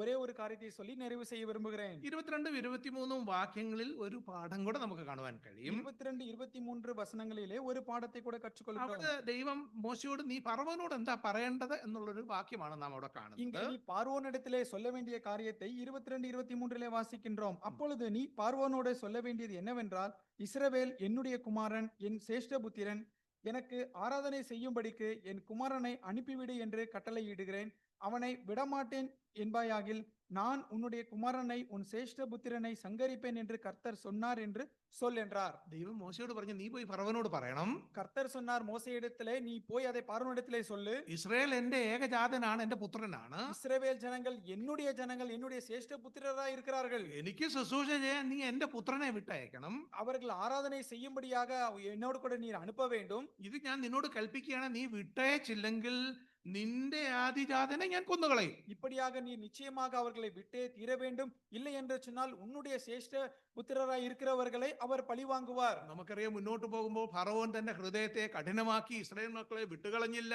അവിടെയുള്ള എല്ലാ ആദിജാതന്മാരും മനുഷ്യരും മൃഗവും എല്ലാവരും ആദിജാതന്മാർ മരിച്ചുപോയി എന്ന് ദൈവം അവരെ കൊന്നുകളഞ്ഞു എന്ന് നമുക്കറിയാം. இதற்கு பிற்பாடு உள்ள காரியங்களை பார்க்கின்றோம். பார்வோனுடைய இருதயம் கடினப்பட்டு அவர்களை ஆராதிக்கும்படியாக அனுப்பாமல் இருந்தான். அதற்கு பிற்பாடு அவர்கள் செங்கடலை கடந்து சென்ற பொழுது செங்கடலிலே அவர்கள் எல்லாம் மரித்து போன சம்பவம் நமக்கு நன்றாய் தெரியும். നമുക്കറിയാം, ദൈവം അന്ന് സംഹാര ദൂതൻ കടന്നു വന്ന് ആ ആ ആ ഏകജാതന്മാരെ എല്ലാം കൊന്ന അവസാനത്തെ ആ ഒരു പ്ലേഗ്, ദൈവം നൽകിയ ആ ബാധ നമുക്കറിയാം, വളരെ വ്യക്തമായിട്ട് നമുക്ക് ദൈവവചനത്തിൽ കാണുവാൻ കഴിയും. இப்படியாக இஸ்ரவேல் ஜனங்கள் புறப்படுவதற்கு முன்பதாக அங்க சங்கார தூதரனுடைய அங்கு நடைபெற்ற காரியங்களை நமக்கு நன்றாக தெரியும். ഇവിടെയുള്ള പാഠം എന്താണെന്ന് ചോദിച്ചാൽ, இங்கு இருக்கக்கூடிய கற்றுக்கொள்ளக்கூடிய பாடம் என்ன என்று தெரியுமா? നാം മുമ്പ് ചിന്തിച്ചു ദൈവം നമ്മുടെ വ്യക്തി ജീവിതത്തെ കർശനമായിട്ട് നിരീക്ഷിക്കും എന്നുള്ളത്. நாம் முன்பதாக சிந்தித்தோம், நம்முடைய வாழ்க்கையை கூட ஆண்டவர் சீர்தூக்கி பார்க்கிறவராக இருக்கிறார் என்று சொல்லி. എന്നാൽ ഇവിടെയുള്ള പാഠം, ஆனால் இங்கு கற்றுக்கொள்ளுகிற காரியம், ദൈവം നമുക്ക് ശുശ്രൂഷ ചെയ്ത് തന്ന് നാം ആ ശുശ്രൂഷ ചെയ്യുമ്പോൾ അതിനാരെങ്കിലും തടസ്സം നിന്നാൽ ദൈവം അവരെ ശക്തമായിട്ട് ശിക്ഷിക്കും എന്നും ദൈവവചനം ഇവിടെ പറയുക. இப்படியாக தேவனுடைய திட்டத்தை நாம் செய்யும் பொழுது அதற்கு எதிராக வரக்கூடியவர்களை தேவன் இல்லாமல் போய் பண்ணுவார் என்கிற ஒரு காரியத்தை இதன் மூலமாக அறிந்து கொள்கிறோம். സമയത്തിന്റെ കുറവുകൊണ്ട് ഞാൻ ഇവിടെ അവസാനിപ്പിക്കുവാനായിട്ട് ആഗ്രഹിക്കുന്നു. நேரம் குறைவி நிமித்தமாக இதோடு கூட முடிவு செய்ய நான் விரும்புகிறேன். ദൈവത്തിനായിട്ട് വിലപ്പെട്ട ശുശ്രൂഷകൾ ചെയ്യുവാൻ ദൈവമക്കളായ പ്രിയപ്പെട്ടവർക്ക് ഉത്തരവാദിത്വമുണ്ട് എന്ന് ഞാൻ ഇവിടെ ഓർപ്പിക്കുവാൻ ആഗ്രഹിക്കുന്നു. பிரியமான தேவனுடைய பிள்ளைகளே, தேவன் நமக்கென்று கொடுத்திருக்கிற அந்த திட்டத்தை கொடுத்திருக்கிற நோக்கத்தை நாம் செயல்படுத்த நாம் செய்ய வேண்டும். അങ്ങനെയുള്ള ശുശ്രൂഷകളെ പറ്റി ചില നോട്ട്സ് ഞാൻ എഴുതിയിരുന്നുവെങ്കിലും സമയമില്ലാത്തതുകൊണ്ട് ഞാൻ ഇവിടെ പറയുന്നില്ല. அதற்கான சில குறிப்புகளை நான் எடுத்து வைத்திருக்கிறேன், ஆனால் நேரம் இல்லாதனால சொல்லுகிறேன் சுருக்கமாக. ദൈവസന്നിധിയിൽ നമുക്ക് അനുഗ്രഹിക്കപ്പെട്ട ശുശ്രൂഷകൾ ചെയ്യുവാൻ ദേവാലയത്തിൽ ആവശ്യമുണ്ട്. ദൈവം അതിന് നമ്മളെ ഏൽപ്പിക്കുമ്പോൾ അതിനോട് യെസ് എന്ന് പറയുവാൻ ദൈവം നമ്മെ സഹായിക്കും. தேவனுடைய சமூகத்திலே தேவனுடைய பிள்ளைகளுக்கு தேவன் ஒவ்வொருவருக்கும் விசேஷித்த விதமாக ஒவ்வொரு காரியங்களை கொடுத்திருக்கிறார். அது கொடுக்கப்படும் பொழுது செய்கிறேன் என்று சொல்லி நாம் முன்வர வேண்டும். അങ്ങനെ ദൈവസന്നിധിയിൽ ശുശ്രൂഷകൾ ചെയ്ത് ദൈവത്തെ മഹത്വപ്പെടുത്തുവാൻ ദൈവം നമുക്ക് ഇടവരുത്തും. அப்படியாக தேவனுடைய காரியத்தை நிறைவேற்றுவர்களாக அதற்கு கீழ்ப்படிய தேவனுடைய நாம மகிமைப்பட நாம் முயற்சி செய்வோம். മത്തായി സുവിശേഷം 5-16 വാക്യത്തിൽ കർത്താവ് പറഞ്ഞ വാക്ക് ഇങ്ങനെ നമുക്ക് കാണുവാൻ കഴിയും. மத்தேயு 5 இப்படியாக நாம் வாசிக்கின்றோம். മനുഷ്യർ നിങ്ങളുടെ നല്ല പ്രവൃത്തി കണ്ട് സ്വർഗസ്ഥനായ നിങ്ങളുടെ പിതാവിനെ മഹത്വപ്പെടുത്തേണ്ടതിന് നിങ്ങളുടെ വെളിച്ചം അവരുടെ മേൽ പ്രകാശിക്കട്ടെ. മത്തായി സുവിശേഷം 5-16 വാക്യം. மத்தேயு 5 அதனுடைய 16 நாம் வாசிக்கின்றோம். மனுஷர் உங்களுடைய நற்கிரியை கண்டு பரலோக தேவனை அவர்கள் துதிக்க வேண்டும் என்று சொல்லி. നിങ്ങളുടെ വെളിച്ചം അവരുടെ മേൽ പ്രകാശിക്കട്ടെ. உங்களுடைய வெளிச்சம் மற்றவர்கள் மேல் பிரகாசிக்க வேண்டும் என்று சொல்லி നമ്മളിൽ നിന്ന് വെളിച്ചം പുറത്തേക്ക് പോകണം. நம்மிலிருந்து வெளிச்சம் வெளியே காணப்பட வேண்டும். ആ വെളിച്ചം മറ്റുള്ളവരുടെ മേൽ പ്രകാശിക്കണം. அந்த வெளிச்சம் மற்றவர்கள் மேலாக பிரகாசிக்க வேண்டும். നാം ദൈവസഭയിലായിരിക്കുമ്പോൾ അനുഗ്രഹിക്കപ്പെട്ട ശുശ്രൂഷകൾ ദൈവത്തിനായിട്ട് ചെയ്യണം. தேவனுடைய சமூகத்திலே இருக்கும் பொழுது தேவன் விரும்புகிற பிரகாரமாக அவருடைய காரியங்களை செய்ய வேண்டும். ദൈവത്തിന് വേണ്ടി ഏറ്റവും നല്ല ശുശ്രൂഷകൾ ചെയ്ത് ദൈവഹിതം നമ്മളിൽ കൂടെ നിറവേറുവാനായിട്ട് നമ്മെ സമർപ്പിക്കണം. தேவனுடைய சமூகத்திலே தேவன் விரும்புகிற காரியத்தை செய்து நம் மூலமாக தேவனுடைய நாமம் மகிமைப்படும்படியாக நாம் செய்ய வேண்டும். അങ്ങനെ സഭയിലും സമൂഹത്തിലും അനുഗ്രഹിക്കപ്പെട്ടവരായിരിക്കുവാൻ ദൈവം നമ്മെ സഹായിക്കും. அப்படியாக சபையிலும் சமூகத்திலும் அப்படிப்பட்ட நிலைமையிலே காணப்பட கர்த்தர் உதவி செய்வாராக. ദൈവനാമം മഹത്വപ്പെടുമാറാകട്ടെ. தேவனுடைய நாமம் மகிமைப்படுவதாக.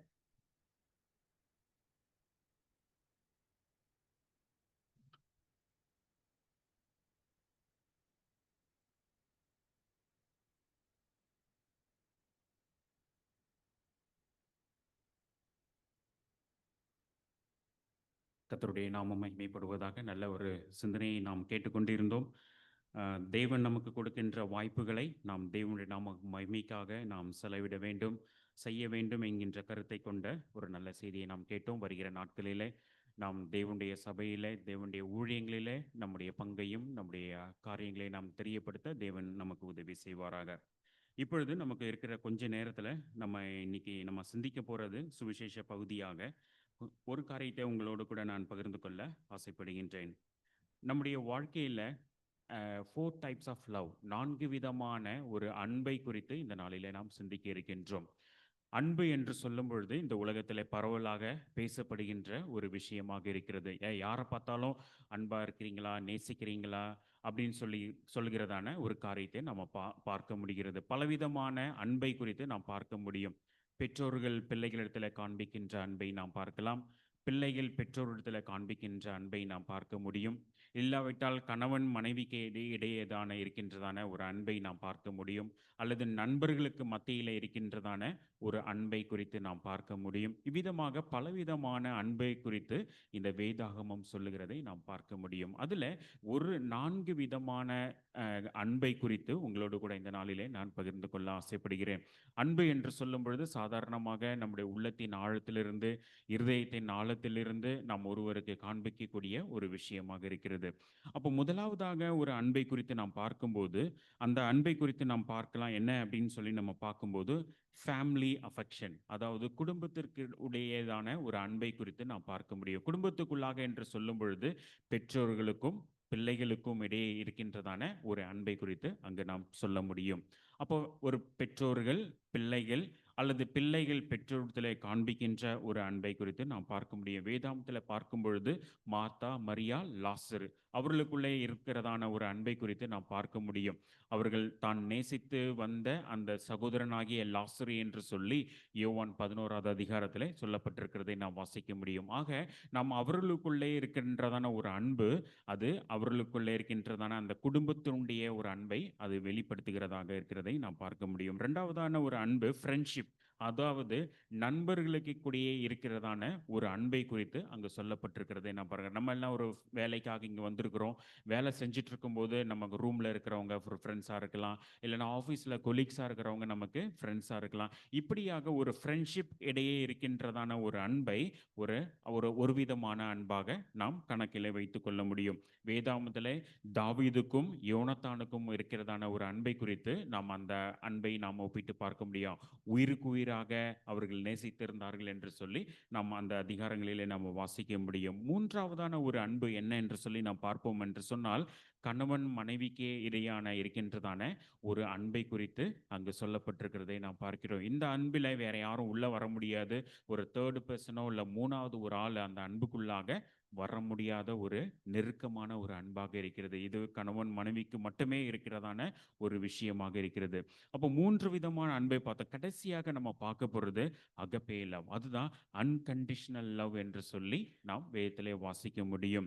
அப்போ அன்கண்டிஷனல் லவ் என்று சொன்னால் வரையறுக்கப்பட முடியாத, விவரிக்க முடியாத ஒரு அன்பு என்று சொல்லி நாம் வாசிக்க முடியும். இந்த வரையறுக்கப்பட முடியாத, விவரிக்க முடியாத ஒரு அன்பு என்று சொன்னால் இது ஆண்டவரிடத்தில் மட்டுமே நாம் பார்க்க முடியும். தேவனிடத்தில் மட்டுமே நாம் பார்க்க முடியும். மனிதர்களுடைய அன்பு எல்லாம் நாம் என்ன என்று சொல்லி பார்ப்போம் என்று சொன்னால் எதையாவது ஒரு எதிர்பார்ப்போடு கூட செய்யப்படுகிறதாக இருக்கிறது. ஒரு பெற்றோர் பிள்ளைகளுக்கு நல்ல படிப்பு கொடுக்குறாங்க, அவங்களுக்கு வேண்டிய காரியங்கள் எல்லாம் செய்கிறாங்கன்னா அவங்க என்ன எதிர்பார்க்குறாங்க? நாளைக்கு நான் பெரியவனா வளர்ந்து போகும்போது என்னுடைய வயதான நிலைமையில என்னுடைய குழந்தை என்னை பாதுகாத்து கொள்ளுவான், எனக்கு தேவைகளை எல்லாம் சந்திப்பான் என்று சொல்லி ஒரு பெரிய எதிர்பார்ப்பு இருக்கிறது. நண்பர்களுக்கிடையே நாம் ஒருவருக்கொருவர் அன்பு காண்பிக்கும் போது அந்த அன்பிலேயும் ஒரு சிறிய எதிர்பார்ப்பு காணப்படக்கூடியதாக. சரி, நான் இன்னைக்கு உனக்கு உடம்பு முடியல, நான் உனக்கு ஹாஸ்பிட்டல் கூட்டு போகிறேன், நாளைக்கு எனக்கு ஏதாவது ஒரு பிரச்சனைனா நீ என்ன ஹாஸ்பிட்டல் கூட்டு போ.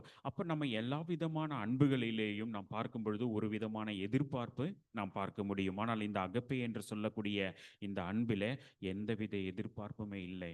எந்தவித எதிர்பார்ப்புமே இல்லாத தன்னலமற்ற தியாகமுள்ள ஒரு அன்பை நாம் பார்க்க முடியும். அதுதான் it's selfless and sacrificial love. அப்படிப்பட்ட ஒரு அன்பை தான் இந்த அன்கண்டிஷனல் லவ் என்று சொல்லி நாம் பார்க்க முடியும். இது யாரிடத்துல நாம் பார்க்க முடியும்? இந்த தேவனாகிய கர்த்தரிடத்தில், நம்முடைய ஆண்டவராகிய இயேசு கிறிஸ்துவிடத்தில் மட்டுமே நாம் பார்க்க முடியும் என்று சொல்லி நாம் பார்க்க முடிகிறது. அவர் எதையும் எதிர்பார்க்கவில்லையும், எதையும் எதிர்பார்க்காத ஒரு அன்பை உங்கள் மேல் என் மேல் அவர் காண்பித்ததாக வேதாகமம் சொல்லுகிறதை நாம் வாசிக்க முடியும். ஒரு வசனத்தை நம்ம வாசிக்கலாம். ரோமர் 5வது அதிகாரம் 8வது வசனத்தை யாராவது வாசிக்கலாமே? ரோமர் 5வது அதிகாரம் 8வது வசனம்.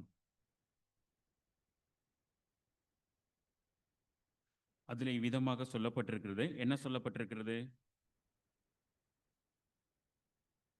நாம் பாவிகளாயிருக்கையில் கிறிஸ்து நமக்காக மரித்ததினாலே தேவன் நம்மேல் வைத்த தமது அன்பை விளங்க பண்ணுகிறார். இங்கு சொல்லப்பட்டிருக்கிறது, நாம் பாவிகளாக இருக்கும் பொழுது கிறிஸ்து நமக்காக மரித்தார் என்று சொல்லி அங்கு சொல்லப்பட்டிருக்கிறது.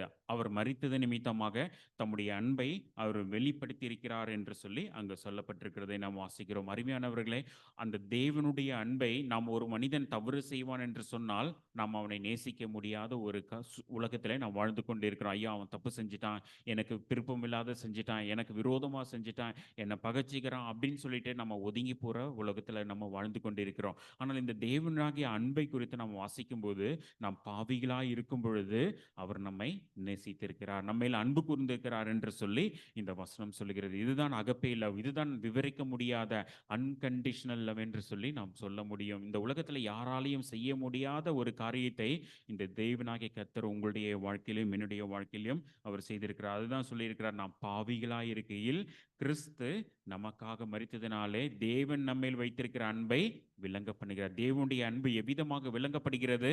நாம் பாவிகளாக இருக்கும் பொழுது, நாம் அக்கிரமங்களாக இருக்கும் பொழுது, நாம் தவறு செய்தவர்களாக இருக்கும் பொழுது தேவன் உங்களையும் என்னையும் நேசித்திருக்கின்றார் என்ற காரியத்தை அவர் நாம் வாசிக்க முடிகிறார். அவர் தம்முடைய அன்பை அவர் வெளிப்படுத்தியிருக்கிறார் என்று சொல்லி இந்த வசனத்தில் நாம் சொல்ல முடிகிறது. நாம் முன்பதாக அவரிடத்தில் அன்பு கூறவில்லை, மாறாக அவர் நம்மிடத்தில் முன்பதாக அன்பு கூர்ந்தார் என்று சொல்லி 1 யோவான் 4வது அதிகாரம் 10வது வசனத்தில் சொல்லப்பட்டிருக்கிறது. 1 யோவான் 4வது அதிகாரம் 10வது வசனத்தில் நாம் வாசிப்போம்.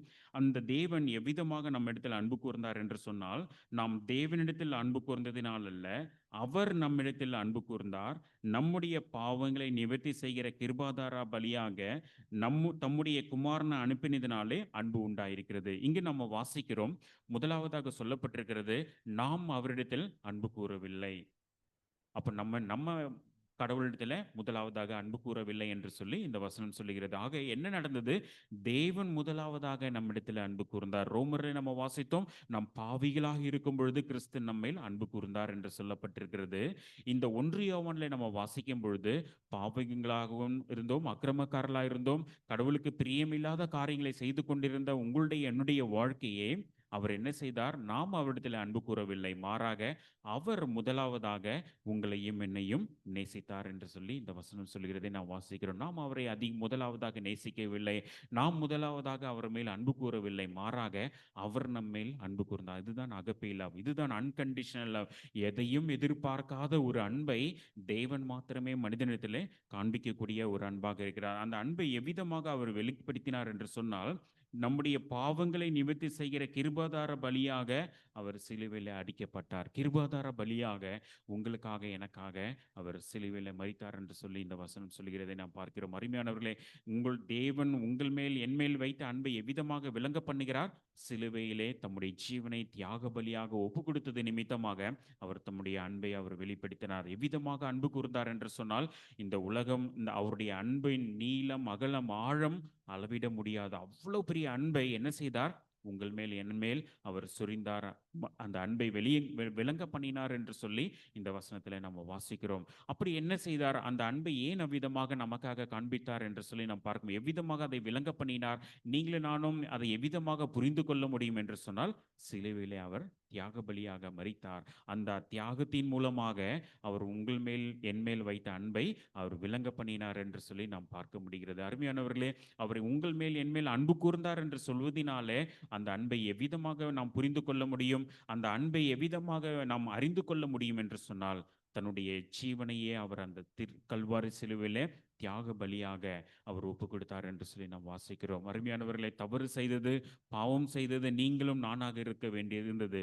ஆனால் வேதாகம வசனம் சொல்லுகிறது, எல்லாரும் பாவம் செய்து தேவ மகிமையற்றவர்களானோம் என்று சொல்லி சொல்லப்பட்டிருக்கிறேன். பாவம் செய்தது நீங்களும் நானும், தண்டனை கிடைக்க வேண்டியது உங்களுக்கும் எனக்கும். ஆனால் உங்களுக்கும் எனக்கு கிடைக்க வேண்டிய அந்த தண்டனையை அவர் ஏற்றுக்கொண்டார். கிருபாதார பலியாக அவர் சிலுவையில் மரித்தார். நீங்களும் நானும் கைகளினால் செய்த பாவத்திற்காக ஆண்டவராகிய இயேசு கிறிஸ்துவினுடைய கைகளிலே ஆணிகள் அடிக்கப்பட்டது. நீங்களும் நானும் கால்களினால் செய்த பாவத்திற்காக அவருடைய கால்களிலே ஆணிகள் அடிக்கப்பட்டது. நம்முடைய தலையிலே யோசித்த பொல்லாத சிந்தனைகளுக்காக அவருடைய தலையிலே முற்கிரீடம் சூடப்பட்டது என்று சொல்லி நாம் வாசிக்கிறோம். இருதயத்திலே பொல்லாத யோசனைகள் யோசித்தது நிமித்தமாக அவருடைய விழாவிலே ஈட்டியினால் குத்தப்பட்டார் என்று சொல்லி நாம் வாசிக்கிறோம். நாம் செய்த தவறுக்காக, நீங்களும் நானும் செய்த தவறுக்காக, பாவத்திற்காக அவர் நமக்காக சிலுவையில் மரித்தார். அதுதான், அதன் மூலமாகத்தான் அவருடைய அன்பை அவர் இந்த உலகத்திற்கும் உங்களுக்கும் எனக்கும் அவர் வெளிப்படுத்தி இருக்கிறார் என்பதை நாம் அறிந்து கொள்ள முடியும். அருமையானவர்களே, எதையும் எதிர்பார்க்காத இந்த அகப்பே லவ்வை, அன்கண்டிஷனல் லவ்வை, எதிர்பார்க்காத ஒரு யாரும் வர்ணிக்க முடியாத ஒரு அன்பை அந்த ஆண்டவராகிய இயேசு கிறிஸ்து உங்களுக்கு மேல் என் மேல் காண்பித்திருக்கிறார். ஆகவே தான் இந்த நாளில் நீங்களும் நான் இந்த இடத்துல கடந்து வந்திருக்கிறோம். இந்த அபுதாபி பட்டணத்தில் பார்த்தீங்கன்னா பல கோடி ஜனங்கள், நூற்றுக்கணக்கான ஜனங்கள் வாழ்ந்து கொண்டிருக்கின்ற இந்த பகுதியில் தேவன் உங்கள் மேல் அன்பு கூர்ந்ததினால இந்த இடத்துல கொண்டு வந்திருக்கிறார். தேவன் உங்களை நேசித்ததன் மூலமாக உங்களை இந்த இடத்துல கொண்டு வந்திருக்கிறார். எவ்வளவு பெரிய அன்பு பாருங்கள். நீங்கள் எல்லாம் வேலை செஞ்சுட்டு கடினமாக உழைச்சிட்டு இன்னைக்கு நீங்கள் நல்லா ரெஸ்ட் எடுத்து தூங்கிட்டு இருந்திருக்கலாம். ஆனால் கிறிஸ்துவின் அன்பு உங்களை நெருக்கி ஏவினது நிமித்தமாக இந்த நாளிலே நீங்கள் இந்த இடத்துக்கு கடந்து வந்திருக்கிறீங்க. இந்த அன்பு எவ்வளவு பெரியது! இந்த அன்பை எவ்விதமாக விளங்க பண்ணினார்? அவர் சிலுவையில் மரித்தது நிமித்தமாக. அவர் எதற்காக சிலுவையில் மரித்தார் என்று தெரியுமா? யோவான் 3வது அதிகாரம் 16வது வசனத்தை நாம் வாசிக்க கேட்கலாம். ஆண்டவராகிய இயேசு கிறிஸ்து எதற்காக அவர் சிலுவையில் மரிக்க வேண்டும் என்று சொல்லி அந்த வசனத்திலே சொல்லப்பட்டிருக்கிறதை நாம் வாசிக்கிறோம். எதற்காக?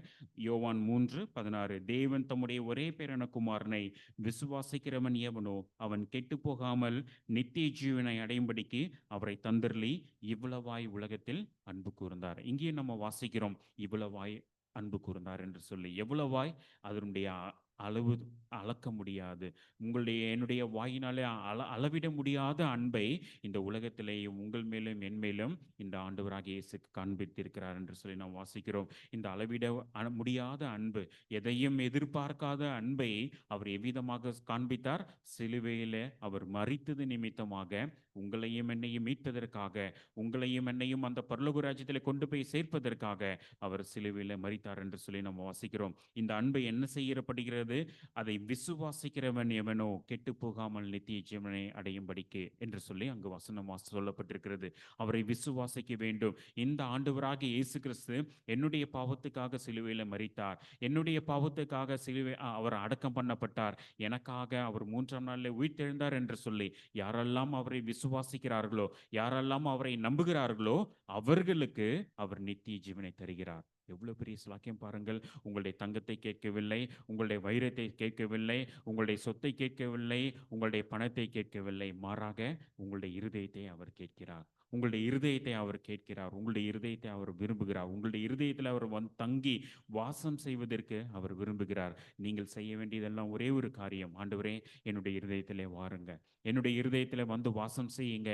என்னுடைய இருதயத்தில் காணப்படுகிற அழுக்கான பாவங்களை எல்லாம் நீங்கள் உங்களுடைய இரத்தத்தினால, சிலுவையில் சிந்தின இரத்தத்தின் மூலமாக கழுவி எங்களை பரிசுத்தப்படுத்துங்கள் என்று சொல்லி நீங்களும் நானும் சொல்வீர்கள் என்று சொன்னால், இந்த அழுக்கான இடத்தை அவர் தூய்மையாக்கி, அவர் பரிசுத்தமான தேவன், இந்த பரிசுத்தமான தூய்மையான இடத்துல வந்து வாசம் செய்ய அவர் விரும்புகிறார். அதற்காகத்தான் அவர் அந்த கல்வாரி சிலுவையில் மரித்தார்.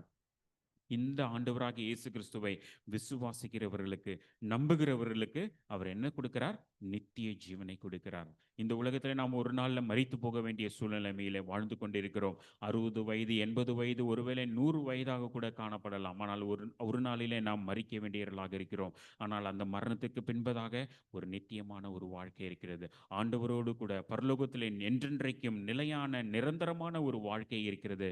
அந்த வாழ்க்கையில பங்கு பெறுவதற்காக தான் நீங்களும் நானும் அவரோடு கூட வாழ்வதற்காக இப்படிப்பட்ட அந்த கல்வாரி சிலுவிலே தன்னுடைய தியாகமுள்ள அன்பை அவர் வெளிப்படுத்தி இருக்கிறார். சுயநலமற்ற அன்பை அவர் வெளிப்படுத்தி காண்பித்திருக்கின்றார். இந்த உலகத்தில் இருக்கிற ஜனங்கள் எல்லாரையும் பார்க்கும் பொழுது ஒரு சுயநலம் காணப்படுகிறது. ஒரு தியாகம் இல்லாத ஒரு அன்பை வெளிப்படுத்துகிற ஒரு காலகட்டத்தில் வாழ்ந்து கொண்டிருக்கிறோம். ஆனால் இந்த ஆண்டவராகிய இயேசு கிறிஸ்துவோ சுயநலமற்ற தியாகமுள்ள அன்பை அந்த கல்வாரி சிலுவையிலே வெளிப்படுத்தின நிமித்தமாக இந்த நாளிலே ரட்சிக்கப்பட்ட ஜனங்களாக, நாம் மீட்டெடுக்கப்பட்ட ஜனங்களாக நாம் கடந்து வந்திருக்கிறோம். இந்த நாளிலே நீங்கள் இந்த ஆண்டவராகிய இயேசு கிறிஸ்துவை இதுவரைக்கும் சொந்த ரட்சகராக ஏற்றுக்கொள்ளாமல் இருப்பீர்கள் என்று சொன்னால், இந்த அன்கண்டிஷனல் லவ், எதையும் எதிர்பார்க்காத சுயநலமற்ற தியாகமுள்ள அந்த அன்பை அந்த ஆண்டவராகிய இயேசு கிறிஸ்து சிலுவையிலே வெளிப்படுத்தி காண்பித்திருக்கின்றார். அந்த அன்புள்ள ஆண்டவராகிய இயேசு கிறிஸ்துவை நீங்கள் சொந்த ரட்சகராக ஏற்றுக்கொள்ளும் பொழுது, ஆண்டவரே, என்னுடைய இருதயத்திலே வாரும், என்னுடைய பாவங்களை சுத்திகரி, என்னை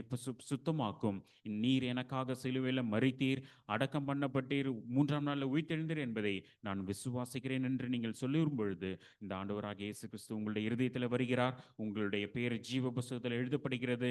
நீங்கள் இன்றைக்கு மரித்தாலும் பரலோகத்திலே செல்லக்கூடியதான ஒரு பெரிய ஸ்லாக்கத்தை இந்த ஆண்டவராகிய இயேசு கிறிஸ்து உங்களுக்கு கொடுக்கிறார். இந்த அருமையான வாய்ப்பை நீங்கள் நழுவி விட வேண்டாம். இந்த இடத்துல நீங்கள் முதல் தடவையாக வந்திருக்கலாம், அல்லது நான் தொடர்ந்து வந்து கொண்டே இருக்கலாம். ஆனால் இப்படிப்பட்ட ஒரு இந்த அனுபவத்துக்குள்ளாக கடந்து போகாதவர்கள் யாராக இருந்தாலும் இன்றைய தினத்திலே இரட்சணியினால் இந்த நாளிலே ஒரு அனுக்கிரக நாளாக நீங்கள் பயன்படுத்திக் கொள்ளுங்கள். காலம் செல்லாது. ஆண்டவருடைய வருகை எந்த நாளிலும் வரலாம், எந்த நொடிப்பொழுதிலும் வரலாம். அந்த நாளுக்கு முன்பதாக உங்களுடைய வாழ்க்கையை நீங்கள் ஒப்புக்கொடுங்கள். கர்த்தர் உங்களோடு கூட பேசுவாராக. ஆமென்.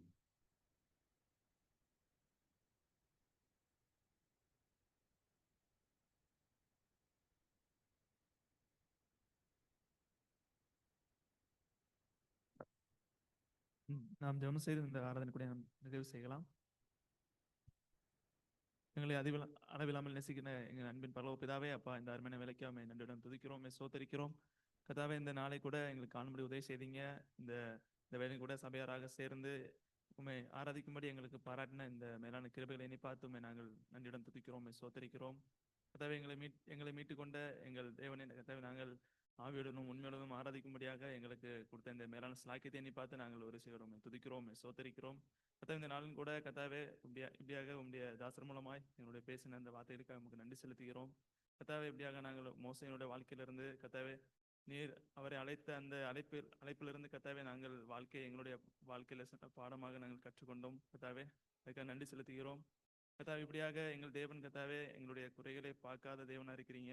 கர்த்தாவே, எங்களுடைய திறமைகளை பார்க்காத தேவனா இருக்கிறீங்க. கர்த்தாவே, இப்படியாக கர்த்தாவே எப்படிப்பட்ட சூழ்நிலை இருந்தாலும் கர்த்தாவே எங்களை பயன்படுத்துகிற தேவனா இருக்கிறீங்க என்பது கர்த்தாவே நாங்கள் தொடர்ந்து மோசனுடைய வாழ்க்கையிலிருந்து அவர்களை நீங்கள் அழைத்ததிலிருந்து நாங்கள் கற்றுக்கொண்டோம். கர்த்தாவே, இப்படியாக கர்த்தாவே எங்களுடைய வாழ்க்கையில கர்த்தாவே உம்முடைய அழைப்பை நாங்கள் புரிந்து கொள்ளவும் கர்த்தாவே இப்படியாக உமக்கண்டு கர்த்தாவே நாங்கள் இன்னும் எழும்பி பிரகாசிக்கும்படியாக கர்த்தாவே எங்களுக்கு கர்த்தாவே இந்த செய்தியானது மிகவும் பிரயோஜனமா இருந்தது. கர்த்தாவே, நாங்கள் அதை எண்ணி பார்த்து நன்றியுடன் துதிக்கிறோம், சோத்தரிக்கிறோம். உங்களுடைய வார்த்தையை பகிர்ந்து கொடுத்த உங்களுடைய தாசனை கூட உங்களுடைய கரத்தில் தருகிறோம். தொடர்ந்து அவரை இன்னும் 2 நாட்களில் தொடர்ந்து அவரை பயன்படுத்துங்க. அதை செய்கிற ஊழியங்களை கூட கர்த்தாவே நாங்கள் ஆசீர்வதிங்க. அதை தொடர்ந்து நாங்கள் கேட்ட அந்த காஸ்பல் மெசேஜுக்காக கூட நன்றி செலுத்துகிறோம். கர்த்தாவே, எங்களுடைய தேவன் கர்த்தாவே கர்த்தாவே எங்களை தேடி வந்தீங்க. கர்த்தாவே, நாங்கள் உண்மை தேடி வரல என்பதை கர்த்தாவே நாங்கள் சிந்தித்தோம். கர்த்தாவே, எங்கள் மேல் வைத்த அன்பை நாங்கள் பார்க்கிறோம். கர்த்தாவே, அந்த அன்பின் நீளம், ஆழம், உயரம் கர்த்தாவே அதை நாங்கள் அளவிட முடியாது என்பதை நாங்கள் சிந்தித்தோம். கர்த்தாவே, இப்படியாக கர்த்தாவே ஒரே பேரான உங்களுடைய குமாரனை எங்களுக்காக ஒப்பு கொடுத்து கர்த்தாவே இப்படியாக எங்களுக்கு இந்த வெளியேறப்பட்ட இந்த ரட்சிப்பை எங்களை உண்டு பண்ணி கொடுத்துருக்கீங்க என்பதை நாங்கள் சிந்தித்தோம். கர்த்தாவே, இப்படியாக நாங்கள் சிந்தித்தோம் ஒரு 4 விதமான அன்பை குறித்து. கர்த்தாவே, எல்லாமே இந்த உலகத்தில் இருக்க யாவும் கர்த்தாவே மாயையா இருக்கிறது என்று பார்த்தோம்.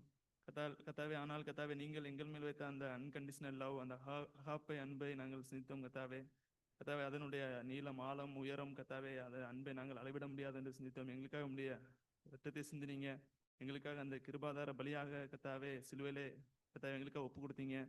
கர்த்தாவே, இப்படியாக அந்த ரத்தத்தின் மூலமாய் கர்த்தாவே எங்களுடைய பாவங்கள்லாம் கழுவி எங்களுக்கு இப்படிப்பட்டதான இந்த வெளியேறப்பட்ட இந்த ஸ்லாக்கியத்தையும் இந்த ரட்சிப்பையும் உங்களுடைய பிள்ளையாய் மாறும்படியான இந்த சுயர புத்திரத்தை எங்களுக்கு கொடுத்துருக்கீங்க.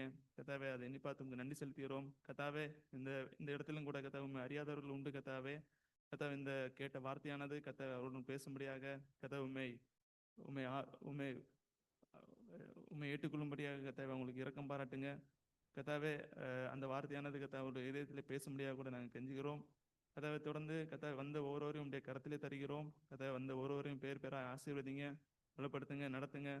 அதை தொடர்ந்து எங்களுடைய சபையின் எல்லா மீட்டிங்காக கூட ஜெபிக்கிறோம். கர்த்தாவே, எல்லா மீட்டிங்களும் கர்த்தாவே சபையார் யாவரும் ஏகமாய் கூடி வரும்படியாக கர்த்தாவே அவங்களுக்கு வேலைகள், காரியங்கள் யாவும் கர்த்தாவே அதுக்கு ஏற்ற மாதிரி இருக்கும்படியாக கூட நாங்கள் ஜெபிக்கிறோம்.